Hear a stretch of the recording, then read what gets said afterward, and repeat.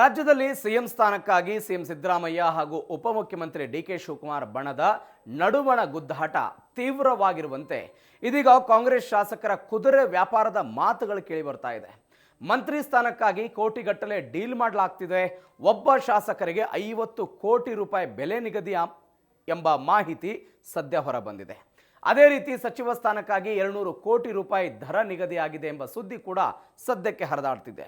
ಮೊದಲು 50 ಕೋಟಿ, ನಂತರ 75ರಿಂದ 100 ಕೋಟಿ ರೂಪಾಯಿ ನೀಡಿ ಶಾಸಕರನ್ನ ಖರೀದಿ ಮಾಡಲಾಗ್ತಿದೆ ಅಂತ ವಿಧಾನ ಪರಿಷತ್ನ ಪ್ರತಿಪಕ್ಷ ನಾಯಕ ಛಲವಾದಿ ನಾರಾಯಣಸ್ವಾಮಿ ಆರೋಪ ಮಾಡಿದ್ದಾರೆ. ತಮ್ಮದೇ ಪಕ್ಷದ ಶಾಸಕರನ್ನ ಖರೀದಿಸುವ ಸ್ಥಿತಿ ಕಾಂಗ್ರೆಸ್ ಪಕ್ಷಕ್ಕೆ ಬಂದಿರೋದು ನಿಜಕ್ಕೂ ರಾಜಕೀಯದ ಅತ್ಯಂತ ವಿಚಿತ್ರ ವಿಪರ್ಯಾಸ.